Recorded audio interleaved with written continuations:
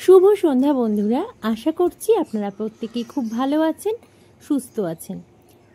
আমি মৌসুমিজ ওয়ার্ল্ডে আপনাদের সকলকে জানাই স্বাগত।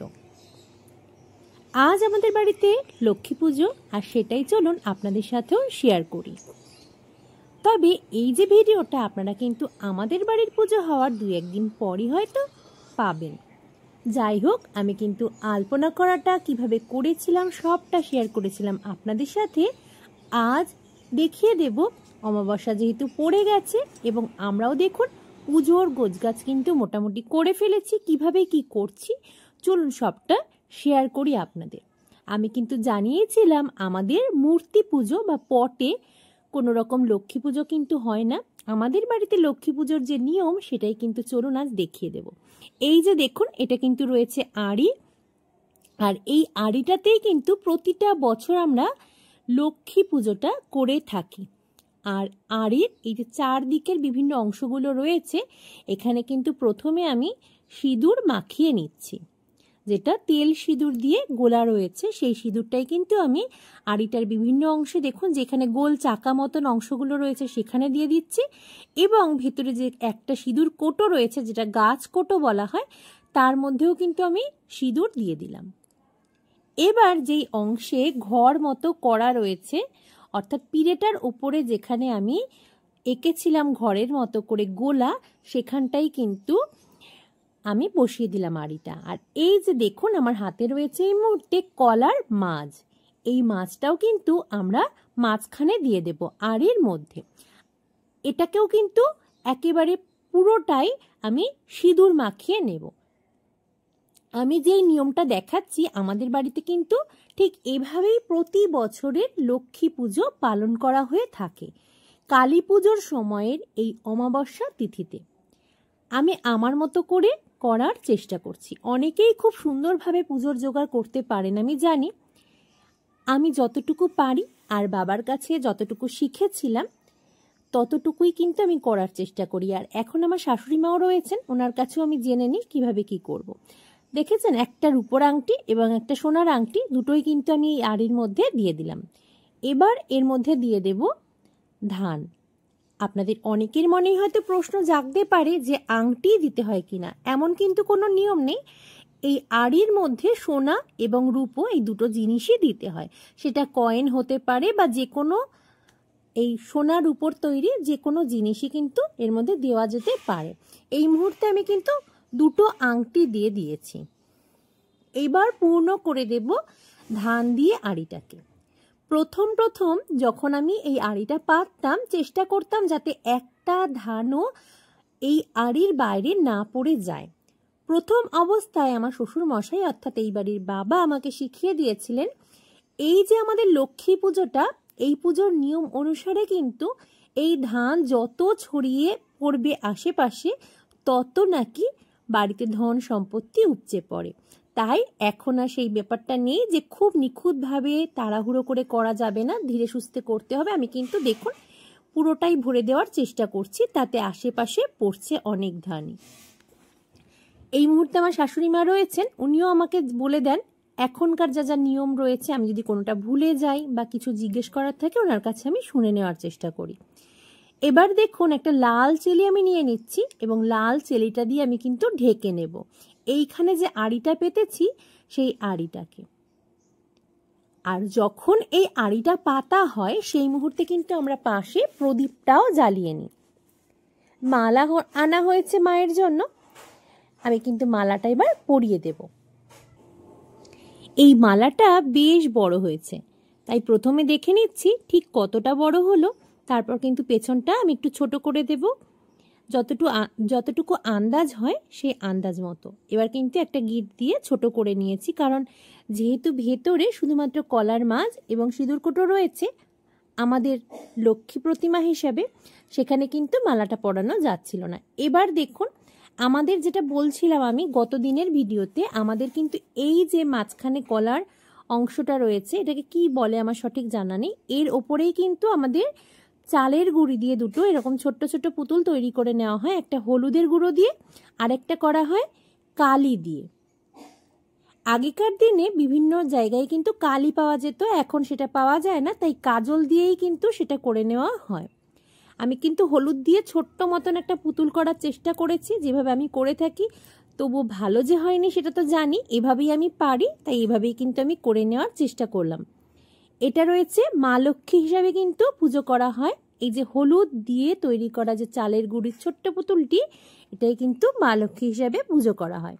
আর আরেকটা দেখুন, আমি এখন যেটা তৈরি করছি সেটা কিন্তু কালি দিয়ে তৈরি করা হচ্ছে, কালো রঙের। সম্পূর্ণটা যদিও কালো হয়নি, তবু যতটুকু পেরেছি করেছি। ওটা কিন্তু অলক্ষ্মী দেবীর মূর্তি। বাদবাকি অনেক কাজ এখনো গোছানো বাকি রয়েছে, আমি কিন্তু আপনাদের সঙ্গে কথা বলতে বলতে সেই কাজগুলো সেরে নিচ্ছি। দেখুন, পুষ্পপত্রের মধ্যে যে সমস্ত জিনিসগুলো লাগবে সেগুলো আগে গুছিয়ে নিয়েছি। এখানে রয়েছে বিভিন্ন ফুল, যেগুলো কিন্তু সবই আমাদের বাড়ির গাছের ফুল। রয়েছে ধান, দুব্ব, সিঁদুর, চন্দন। কোষাকুষিটাও গুছিয়ে নেব। আরও গুছিয়ে নেব এই যে পঞ্চপ্রদীপটা, সেটা। অনেকেই কিন্তু এটা কর্পূর দিয়েও প্রজ্বলন করেন এবং অনেকে একটা এই যে সলতে থাকে সেটা দিয়েও প্রজ্বলন করে থাকেন। কিন্তু আমি যতটুকু জানি তার মাধ্যমে আমি কিন্তু দুটো করে সলতে দিয়েই এটা প্রজ্বলন করার চেষ্টা করি প্রতিবার, সেটাই করছি। অনেকের বাড়ির নিয়ম অনেক রকম হয়ে থাকে, তাই যে যে পুজো করেন তার নিজের নিয়মে বা যাদের বড়রা রয়েছে বাড়ির বড়দের কাছ থেকে শুনে করার চেষ্টা করেন। আমিও কিন্তু ঠিক সেভাবেই করলাম। এখানে খই, মুরগি চিড়ে এগুলো গুছিয়ে দিচ্ছি।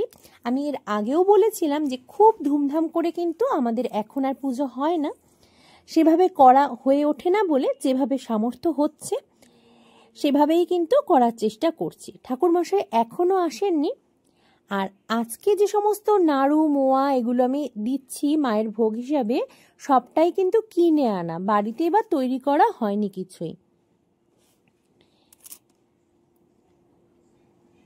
পুষ্পপত্রটা আমি আগেই সাজিয়ে নিয়েছিলাম, কিন্তু ঘি আর মধুটা সেই সময় দেওয়া ছিল না, তাই ঘি আর মধুটাও কিন্তু আমি এর মধ্যে দিয়ে দিলাম। এবার ঘটের মধ্যে এঁকে নেব স্বস্তিক চিহ্ন। অনেক সময় কিন্তু এই ঘরটা বসানোর জন্য আমরা মাটি ব্যবহার করে থাকি, যদি ঘরটা অনেক সময় মাটির ব্যবহার করে থাকি সেই সময়।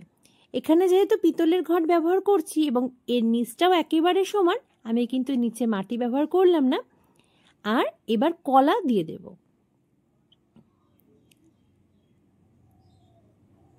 কলার উপরেও কিন্তু সিঁদুর এবং চন্দন দিয়ে দিলাম।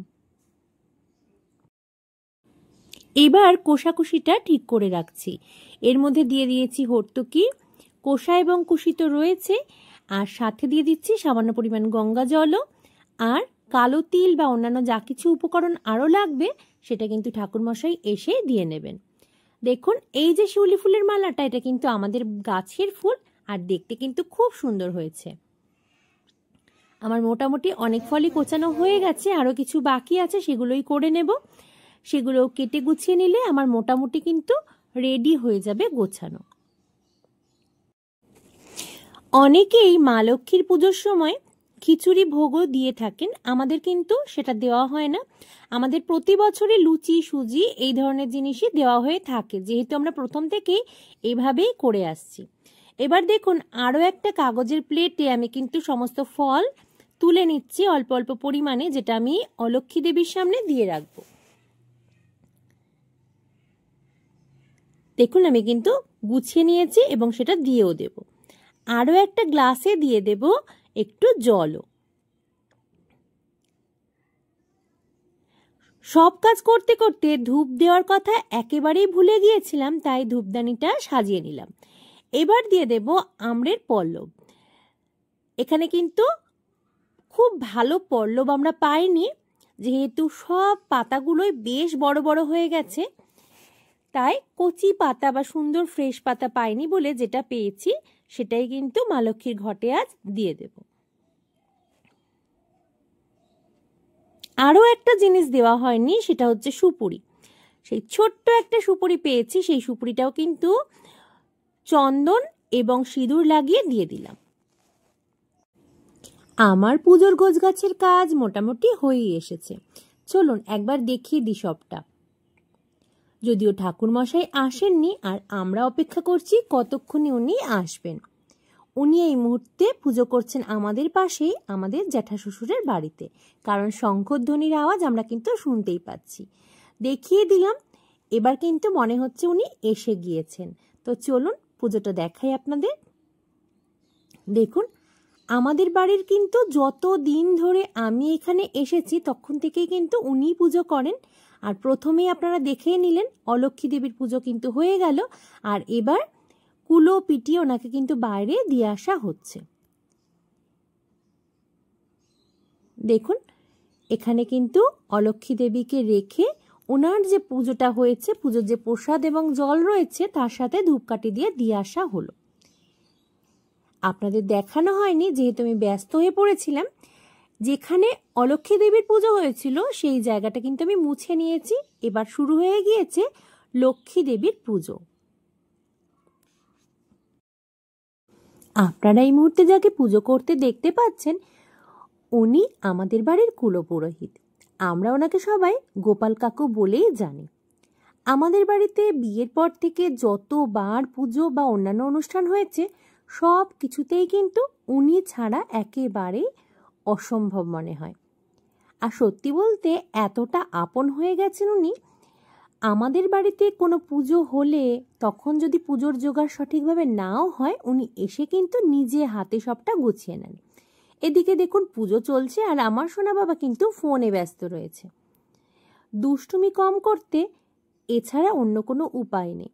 যাই হোক, আজ যেহেতু কাকুর কালী পুজো, লক্ষ্মী পুজো সব পুজোরই চাপ রয়েছে যথেষ্ট, তাই উনি কিন্তু আরতি করে পুজো শেষ করবেন, আর তারপরে আমি পড়ে নেব আজকে পাঁচালি। তো চলো, পুজো হয়ে গেছে আর আপনারা ভোগ দর্শন করুন। শুনেছি ভোগ দর্শন করলে দুর্ভোগ দূর হয়। আপনাদের দেখিয়ে আমি কিন্তু এবার পাঁচালি পাঠ করা শুরু করব। দোল পূর্ণিমা নিশি নির্মল আকাশ, ধীরে ধীরে বইতেছে মলয় বাতাস। লক্ষ্মী দেবী বামে করি বসি নারায়ণ, করিতেছে নানা কথা সুখে আলাপন। হেনকালে বিনা নিয়ে আসে মুনিবর, নারায়ণের সাক্ষাতে কহিল বিস্তর। নগরের লক্ষ্যপতি ধনেশ্বর রায়, ঐশ্বর্য অপার তার কুবেরেরও প্রায়। সোনার সংসার তার শূন্য হিংসা দেশ, পালিত প্রজাগণকে পুত্র নির্বিশেষ। এক অন্নে 7 পুত্র রাখি ধনেশ্বর, শ্মশান মানে যথাকালে গেল লোকান্তর। ভারজাদের কুহকেতে সপ্ত সহোদর, হইল পৃথক অন্ন কিছুদিন পর।